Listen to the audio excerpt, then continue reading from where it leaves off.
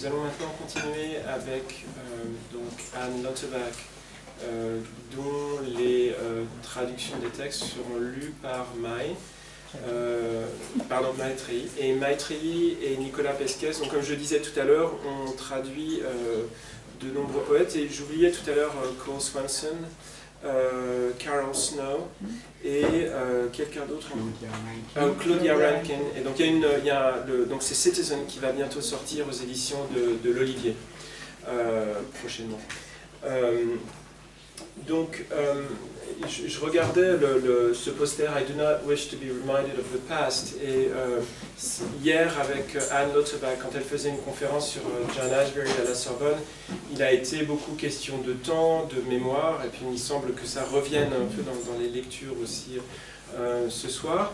Et pour présenter sa longue bibliographie, peut-être vais-je me contenter de citer les 4 livres à partir desquels ont été extraits des textes qui ont donné lieu à cette édition française, Alice en Terrebonne et autres poèmes, que vous trouverez sur la table là-bas, publiés aux éditions Jocaseria et traduits par Maitreyi et Nicolas Pesquès. Et donc les textes ont été extraits de On a Stair, publié par Penguin en 1996, Hum, publié par Penguin en 2005, Under the Sign, toujours par la même maison d'édition en 2013, et Or to Begin Again, qui est le premier dans la chronologie, publié en 2009. Anne Lauterbach a aussi écrit énormément sur l'art et les artistes, et sa prose critique a été rassemblée dans plusieurs volumes, dont The Night Sky Writings on the Poetics of Experience, publié par Viking en 2006, The Given and the Chosen et St. Petersburg Notebook plus récemment. Elle enseigne à l'université Bard College, dont elle dirige le département d'écriture. Et il y a 5 ans, nous lui avions consacré un symposium de 2 jours sur son travail. Anne Lauterbach. Let's see. I was sitting there and thinking, what you all know, anyone who doesn't speak French is a fool. So I now declare myself a fool, but a happy fool. I'm very glad to be here. I want to thank all the various folks who have made it possible for me to be here, and especially our host. I think Olivier Brossard, if I'm a fool, I think he's a magician, and is able to just create things out of rien. And I'm very, very grateful to him for asking me to be here and helping me to negotiate my lack of articulation in this gorgeous language. I'm also very grateful to this person and her partner for translating some of my work, and we've arranged a kind of mini retrospective rapide, or a tasting menu, I think you could say. I asked May and Nicolas to choose what they would like me to read, and so the choices that they have made are very interesting, and but what's most important to me about them is that they're all little parts of things. So you're going to hear parts of poems, and I'm going to read some parts, and then May is going to read the French translation, and I'm hoping it's not totally tedious for you. And if it is, you'll just have to bear with it.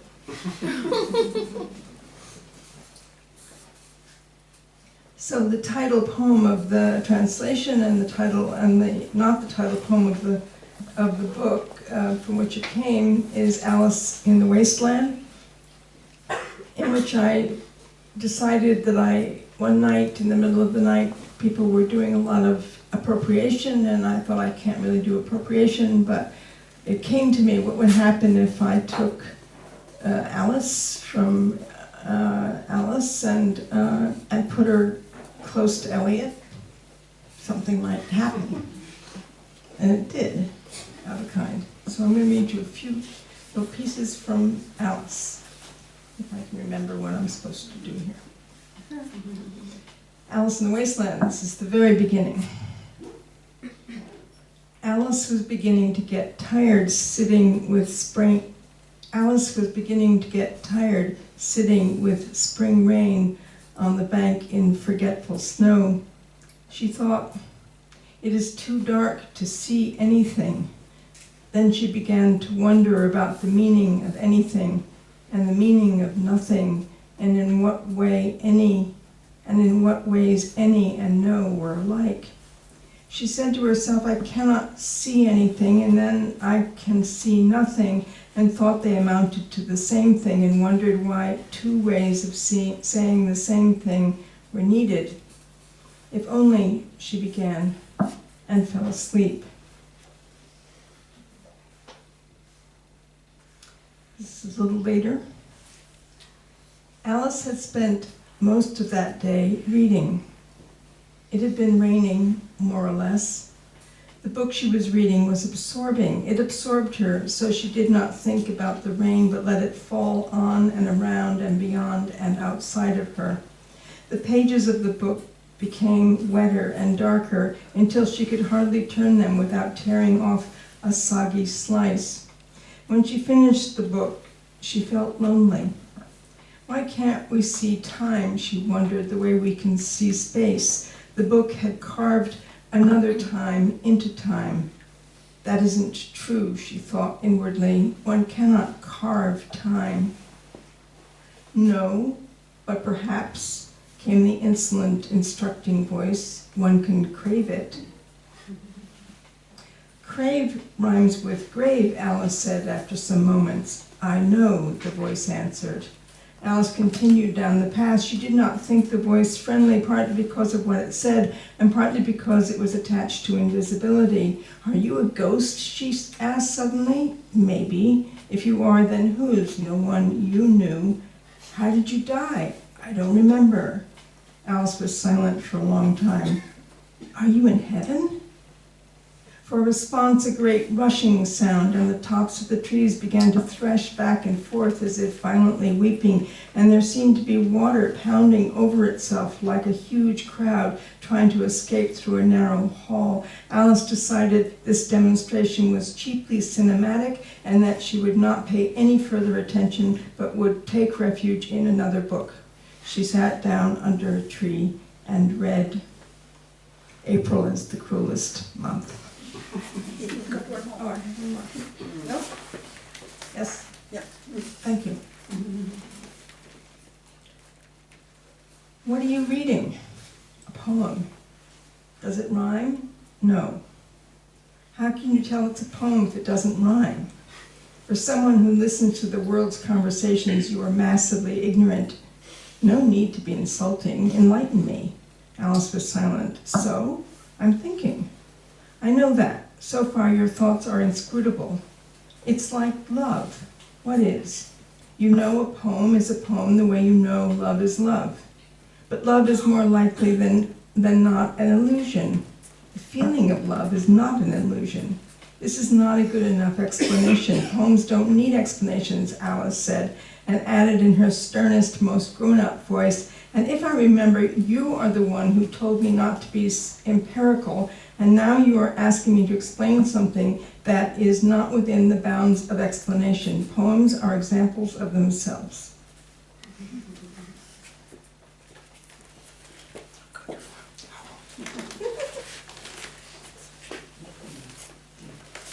J'essaie de rendre cette allègre lecture.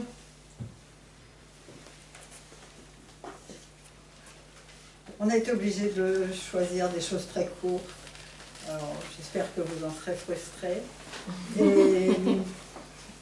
Et c'est vrai que Alice, on a envie de tout lire quand on rentre. Et puis pour chacun, c'est comme ça, on a envie de tout lire. Donc Alice, c'est le début. Alice commençait à se fatiguer d'être assise sous une pluie de printemps, sur la berge où s'oubliait la neige. Elle pensa, il fait trop noir, on y voit moins que rien.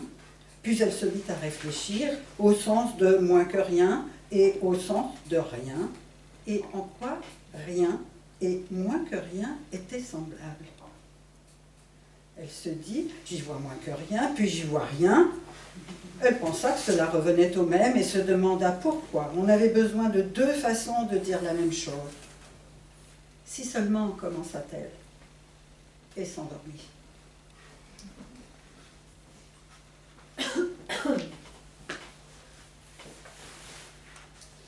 Alice avait passé presque toute la journée à lire. Il avait plu, plus ou moins. Le livre qu'elle lisait était passionnant. Il la passionnait. Aussi ne pensait-elle pas à la pluie, mais la laissait tomber sur et autour, au-delà et en dehors d'elle. Les pages du livre se mouillèrent et brunirent jusqu'à ce qu'elle ne puisse qu'à peine les tourner sans en déchirer un bout détrempé. Quand elle eut fini le livre, elle se sentit seule. Pourquoi ne voyons-nous pas le temps, s'étonna-t-elle, comme nous voyons l'espace? Le livre avait dessiné un autre temps dans le temps. Ce n'est pas vrai, se dit-elle in petto. On ne peut pas dessiner le temps. Non, surgit la voix insolente et autoritaire, mais sans doute peut-on le désirer. Désir rime avec gésir, dit Alice après un temps. Je sais, répondit la voix. Alice poursuivit son chemin. Elle trouvait la voix inamicale, en partie pour ce qu'elle disait, en partie parce qu'elle était liée à l'invisible. « Es-tu un fantôme ?» demanda-t-elle soudain. « Peut-être. »« Si tu l'es, alors, de qui ?»« Nul que tu aies connu. »« Comment es-tu morte ?»« Je ne m'en souviens pas. » Alice garda longtemps le silence. « Es-tu au paradis ?» Pour toute réponse, une bruyante ruée et la cime des arbres se mit à fouetter l'air comme prise de violents sanglots, et on aurait dit que l'eau cascadait sur elle-même, telle une cohue énorme, tentant de fuir par un étroit passage. Alice trouva que cette démonstration était du mauvais cinéma et qu'elle n'y prêterait plus aucune attention, mais se réfugierait dans un autre livre. Elle s'assit sous un arbre et lut. Avril est le mois le plus cruel.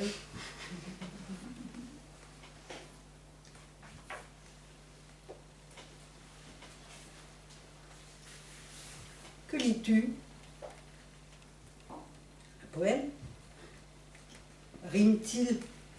Non. Comment sais-tu que c'est un poème s'il ne rime pas? Pour quelqu'un qui écoute les conversations du monde, tu es terriblement ignare. Pas la peine de m'insulter, éclaire-moi. Alice se taisait.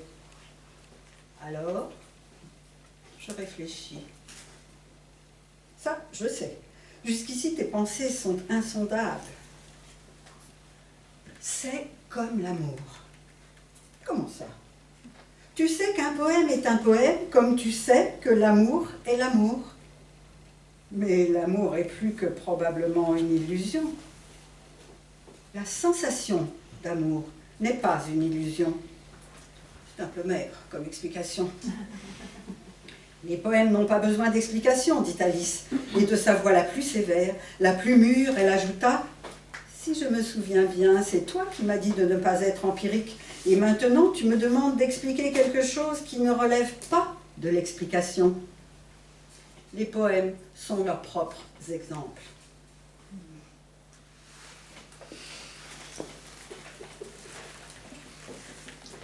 Alors après, c'est un petit peu décousu, c'est dommage, parce que là, on arrive à faire une musique avec cette chose-là, et les autres extraits sont plus courts. Alors, on a essayé de mélanger un peu les genres. Après cette alerte de Alice, on passe... Oui. Oui, c'est ça. Ouais. I'd much rather listen to her. I think maybe I'll just sit down. This is a little a part of a sequence called Stones, The Coast of Turkey, Robert Smithson. This is part 2. The arcade leads from sacred to secular, carrying the relic overhead, architect hammering away at bedrock, swallows igniting air's scripture, sediment extended downward, outward and down, nudity of the example, its accumulated right. In this space, glyphs transcribe scales precision. This or that step falters at the bazaar, postcards fall through the mosque's vaulted In this space, glyphs transcribe scales precision. This or that step falters at the bazaar, postcards fall through the mosque's vaulted diaspora, releasing their images from history's crude hideout, mistakes and dead ends in peripheral vision, men hugging each other while another bloody scrap on the road is perpetually beaten. There was the illusion of purpose, the illusion of content, as if we were responses annulled by our norms. Hired old dame weeping, raw wool pulled through a tourist economy, its itinerant spectral reel. A false God has a greater reality than the true, and so extensions of the Cartesian mind are carried to the most attenuated points of no return, babbles the anthropologist as a young man wraps a car in cloth to mourn the contemporary, his desire kept under the revolution's chronic restatement, tour guide speaking in third person, bus of strangers importuned with tea.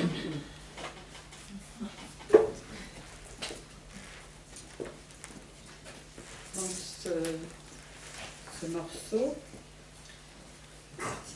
les 3 poèmes qu'on avait choisi de traduire. Donc ça s'intitule Pierre, la côte turque, et c'est pour Robert Smithson. Aussi. Donc c'est le paragraphe 2. Les arches conduisent du sacré au séculier, portant haut la relique. L'architecte frappe le soubassement au marteau.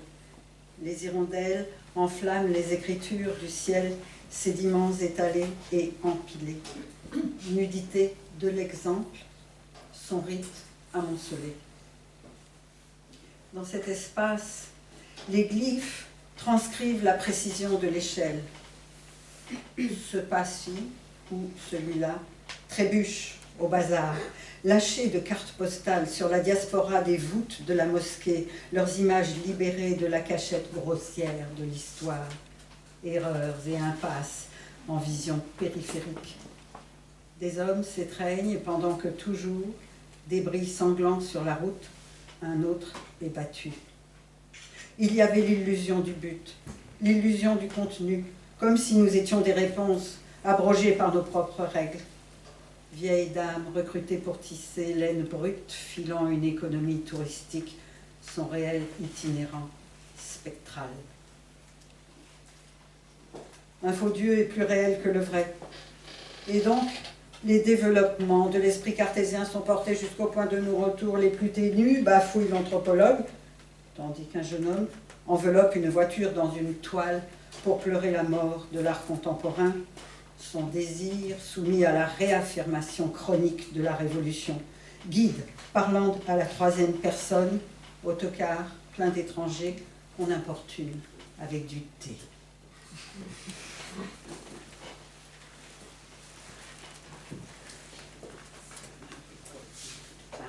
we have clown.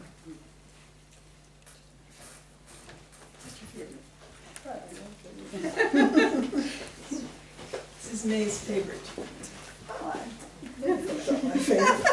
Non, ce que je voulais juste te dire, c'est que I'm just going to tell them what I told you why we chose that. Am I?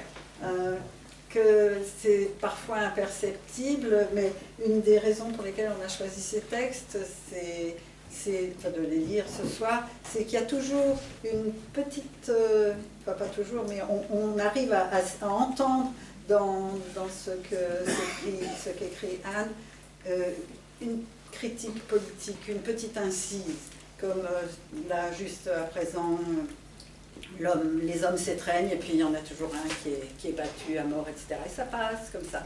Et c'est très souvent au cours de son texte, et elle me disait, comme je lui disais ça tout à l'heure, elle me disait que peu de gens le remarquent, alors que c'est une chose à laquelle elle tient beaucoup. Là. I'll just say that this poem is a long poem that I did for the Whitney Museum in New York with the painter Ellen Phelan. And she, Ellen, had a very large collection of dolls, poupée. So the poem evolved in relation to looking at these extraordinary images that of these dolls, and then the book involved Ellen's drawings and paintings of the dolls. And then my friend Joe Brainard died, and so the poem got very involved in that having happened. A clown, some colors, a doll, her stories, a song, a moonlit cove. 1. Said clown from a shelf, said harmony clown from his seat on the shelf before is. Said clown, repeating the said from a dusty green bike, from a thicket of keys, a dump under clover from kiss, from the tail of the tub, an awful color, an unhealed lump, from the dwelling of dwellings, our urn, said migrating clown. Is this field's dementia its prow? I am thirsty in the aisle, in this shallow preambled space below this what-not sheet, above that nasty brow. Am I safe or for sale? Asked clown from his crib. Do I have a use? He inquired. Will I fall? Will fly? Is there a bridge or a sill? There's a rose on my nose, said clown. The laws are erased. I cannot see from this echo the locked port and grimy window. I think I saw boughs with few inoculators. Air was not part of that scene. I am missing part of my throat. My mouth jumps. Am I lost or stolen? Did I belong to a thing? Did I live in a tent or a stream? Are these eyes borrowed? They seem to be used. Did I once have a sex? Is it this?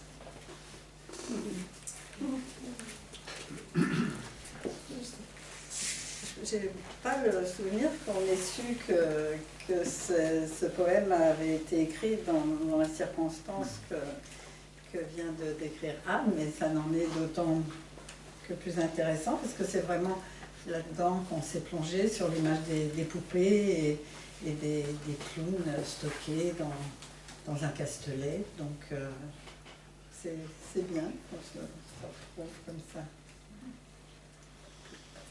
Donc le titre général, c'est ce qu'a ajouté Anne, je voudrais quand même que je traduise pour ceux qui n'ont pas compris, c'est que donc elle a écrit ces textes en accord avec, en collaboration avec, dans la circonstance d'une exposition d'une de ses amies, qui avait une grande collection de poupées, donc elle a pu les observer là. Et puis, sur les entrefaites de cette rencontre, son cher ami Joe Brennan est décédé. Et donc ce clown est devenu beaucoup plus que cela. Et donc ça s'appelle un clown, des couleurs, une poupée, ses aventures, une chanson, une crique au clair de lune. Donc on lit la première strophe, la première partie. Cours, dit clown depuis une étagère, dit clown harmodie, depuis son siège sur l'étagère, devant c'est Our, dit Clown, redisant le dit depuis un poussiéreux vélo vert, depuis un maquis de clés, un tas sous le trèfle, depuis le baiser, depuis le conte du tonneau, une horrible couleur, une grosseur non guérie, depuis la demeure des demeures. Our, notre urne, dit Clown migrant. Est-ce folie du lieu? Ça prouve. J'ai soif là au bord, dans ce mince préambule d'espace, sous cette espèce de drap, au-dessus de ce fronton rouillé. Suis-je sauf ou soldé? Interrogea Clown depuis sa couche. Suis-je utile? Demanda-t-il. Tomberai-je? Volerai-je? Y a-t-il un pont ou un seuil? J'ai une rose sur le nez. Les lois sont gommées. Je ne peux voir depuis cet écho le hublot verrouillé et la vitre crasseuse. Je crois avoir vu des branches avec quelques inoculateurs. Pas d'air dans cette scène me manque. Un peu de ma gorge, ma bouche saute. Suis-je perdu ou volé? Ai-je appartenu à une chose? Ai-je vécu sous une tente ou un torrent? Ses yeux sont-ils d'embrun? Ils semblent être usés. Ai-je jamais eu un sexe? Est-ce que c'est ça?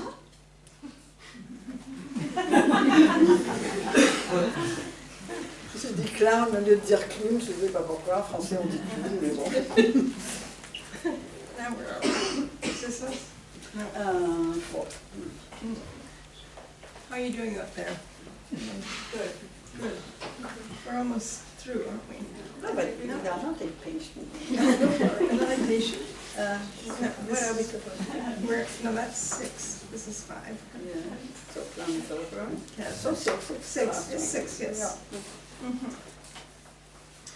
So this is from the book previous to my most recent book. It's called Under the Sign, and in it there's a sequence of prose pieces called Task to Open, and this little section is section 5. Yes. Many ones. Snow on ground accumulates. Shootings in Tucson, shootings in Newtown. How events invade without filter, without choice. The far is always already near. Thinking that there are too many, one feels simultaneously remote and overwhelmed by a crowd inside solitary confinement. This sense may be both tendentious and obvious, not interiority, but welter of accessibility and exposure, the incessant streaming that makes the urban, by contrast, seem gentle, particular, slow. On the computer, revisions are lost. To save the changes is to erase them. Writing as temporal trace of a singular presence, different from film or photography, closer perhaps to music. Listening to music and reading enable a kind of time travel, at stake the possibility of a particular form of reciprocity, intimacy, something about actual touch in relation to presence, how the virtual confounds this. Ce dernier extrait, tiré de Under the Sign, et c'est une longue séquence qui s'intitule Tâche, ouvrir, et qui est donc celle sur laquelle elle s'interroge et qu'elle interroge. Les uns et plus. La neige sur le sol s'accumule. Fusillade à Tucson, fusillade à Newton. Façon dont les événements font irruption, sans filtre, sans choix. Le lointain est toujours déjà proche. À la pensée qu'il y en a trop, on se sent simultanément isolé et submergé par une foule au cœur de cette réclusion solitaire. Ce sentiment peut être à la fois tendancieux et évident. Pas une intériorité, mais une avalanche d'accès et de révélations. Le flot incessant qui, par contraste, rend la ville aimable, singulière, lente. Sur l'ordinateur, les corrections sont perdues. Sauvegarder les modifications, c'est les effacer. L'écriture, comme trace temporelle d'une présence singulière, différente du cinéma ou de la photographie, plus proche peut-être de la musique. Écouter de la musique et lire, c'est s'offrir un voyage dans le temps. En jeu, la possibilité d'une forme spéciale de réciprocité, d'intimité. Quelque chose comme le fait de toucher, la présence à l'épreuve du toucher. Comment le virtuel contredit cela?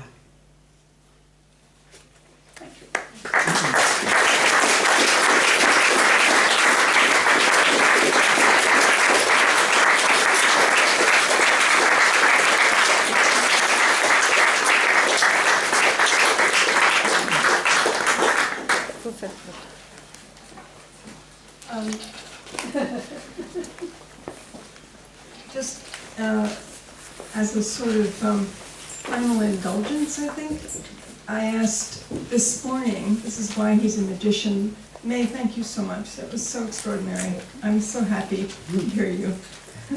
I asked Olivier this morning if he wouldn't mind, or if he'd like to, or if he could translate a poem from my latest book. And about a minute and a half later it came back. Translated. See? So I'm going to read you, it's the final poem in this book that came out last year called Spell. The Poet. And the poet turns, sky halted, awkward. The poet is arrested. The poet rests. The resting poet watches the remaining sky. Sky fits into an empty basket marked the poem. Sky papery, thinly lit by the bluish addendum of day. The poem has a measure, day. The poet finds a stone. The poet puts the stone into the empty basket marked the poem and collects up the rest, day, sky, the sea, all variously held by a bluish addendum. The wind empties the basket marked the poem of its stuff, stone, day, sea, sky. The empty basket is light. Night falls, and the poet turns awkwardly toward the released sea. The sea is encrypted. The poet cannot read the sea. The poet hears the thwarted crescendo and places that into the empty basket marked the poem. The basket churns heavily, awkwardly, heaving with the sound of the illegible sea and the that. The poet sees that something is missing from the bluish turning into the arrested night sky, a missing that collapses into an addendum. The arrested poet holds fast to the addendum. The basket marked the poem rides out into the encrypted, unreadable sea.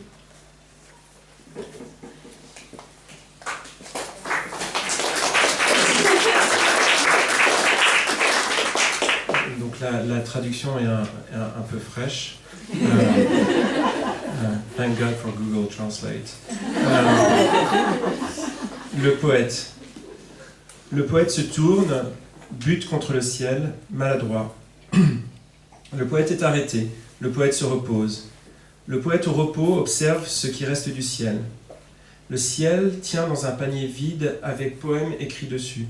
Ciel de papier, à peine éclairé par le supplément bleuté du jour.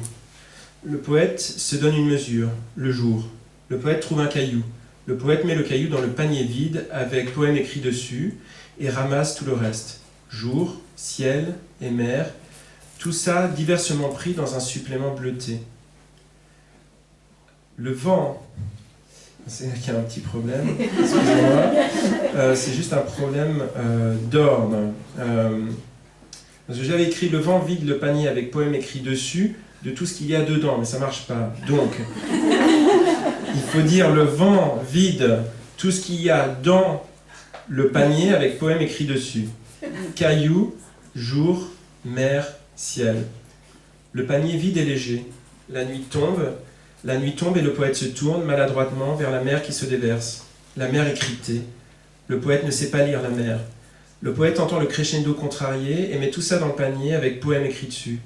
Le panier tangue, lourdeur et maladresse, essoufflé par tant de mer illisible, et le ça. Le poète remarque qu'il manque quelque chose au bleuté, bientôt ciel nocturne en arrêt, un manque qui se replie en supplément. Le poète arrêté s'accroche au supplément. Le panier avec poème écrit dessus vogue au loin sur l'incompréhensible mer cryptée.